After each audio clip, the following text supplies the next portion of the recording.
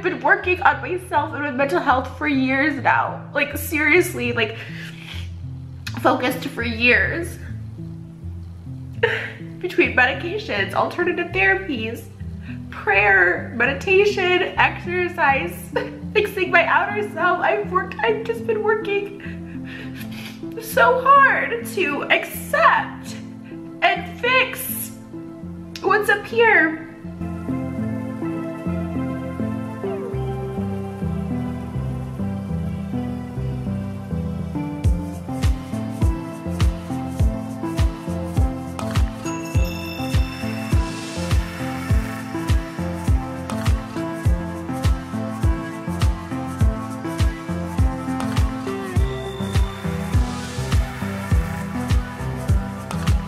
Hey guys, and welcome back to another super fresh video with yours truly, the voice of reason, right here on YouTube. So let's just get right into this one, shall we? Do you think it's ever okay for YouTubers to air their dirty laundry in videos for all the world to watch and follow? More and more channels are going in that direction. And by the looks of it, people are watching. There's a demand for this kind of content, which can leave you wondering whether or not you're being duped. Are the stories and emotions authentic or manufactured for views? Personally, I love reality TV, which probably explains why I watch and create content here on YouTube. YouTube takes reality videos to a whole nother level. But I was triggered by a video released by Trisha Paytas on the weekend titled, "I'm having a bad day." Her thumbnail was an image of her breaking down and I couldn't resist. Like a moth to the flame, I clicked on the video immediately.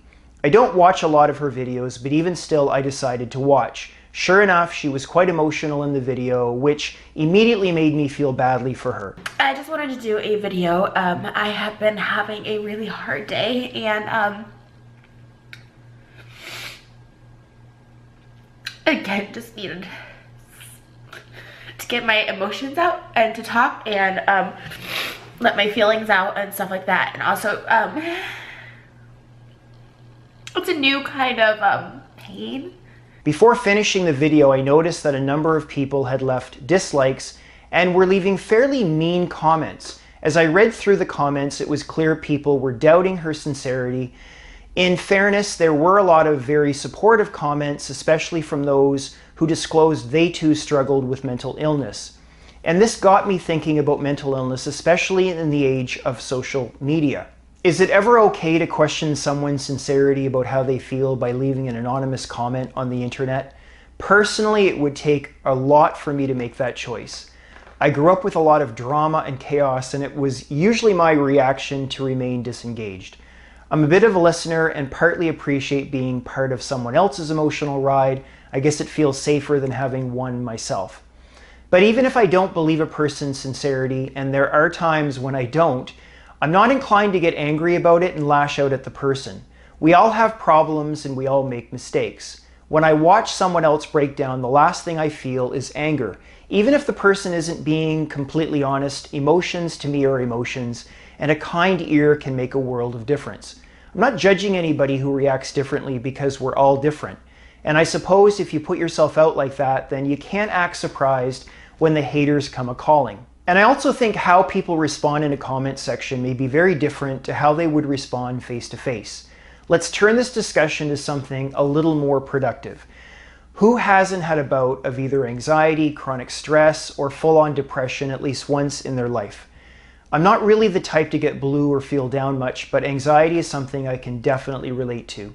My anxiety mainly came from what seemed like millions of thoughts going around and around in my head, to the point where I would feel completely wiped out. It always led to worrying, usually about doing well in whatever I was doing, or what other people thought of me. I think these are common fears, and I remember almost a turning point about 8 years ago. I was sitting on the bus headed to work, and I remember feeling really frustrated with my thinking that I would now sort of refer to as disordered thinking. But it was in one moment, and I'll never forget it, one thought came to mind and it sat in my head for a long time. And it came in the form of a question, which was, what if nothing is wrong? What if everything is perfectly fine and I don't really need to be worrying? Now, I know that may sound stupid and meaningless, and I'm sure it was something I probably had heard before, but for some reason it was really starting to set in. I'm not saying that it changed everything for me overnight, but I think I started to feel more open to questioning my thoughts. Then, I think about a year later, someone bought me a book. It was The New Earth by Eckhart Tolle. Personally, I found this book life-altering because it seemed to be picking up from the day I was on that bus. I can see some people being really turned off by the book, especially people who don't worry about things that much. But for me, it literally turned down the volume inside my head.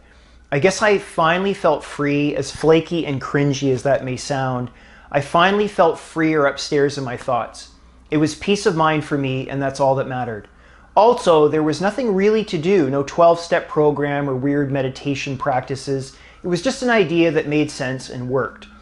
And I consider myself a bit of an artsy type, so around this time I also got involved in yoga and veganism. I think all these things really changed my outlook on life, not to mention I was getting older, going through my 40s at the time, which on its own can lead to greater peace of mind. I think recent studies are showing that we get actually happier as we get a bit older. Before I ramble any further, let me bring this back to the point I was trying to make at the beginning, which is we all need to look after ourselves both physically and mentally. Putting ourselves out on social media when we are most vulnerable may not be such a good idea in my opinion. I'm not judging Trisha or others who choose to do this. They seem okay doing it, and as with any choice, there are some consequences, both good and bad. So long as they are willing to accept the consequences, who are we to judge? But if you are struggling with mental health, please get help. Talking to friends and family members can be really powerful. Don't think you're the only person who's ever had screwed up thoughts. They are all too common these days. And if things are really tough, then reach out for professional help. And for moms and dads out there who may have a child who is suffering, I encourage you to get them into counseling as soon as you can. I'm not a healthcare worker, but I've read that no matter how hard we can try sometimes, our efforts to help others in need may not be enough. This video has gone long and I'll wrap it here. And Trisha, I hope you get the help you feel you need.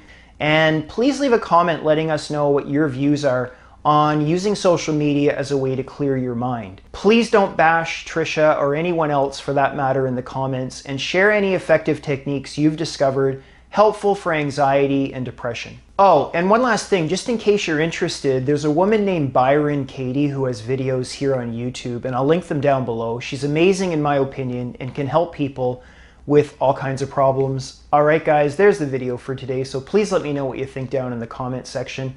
If you thought the video was the least bit interesting, please consider leaving a like. I do so appreciate it. And if you haven't already, go on over to Instagram and Twitter and start following me today. The links are in the description box below. And I look forward to seeing you right back here in a few days' time for another super fresh video.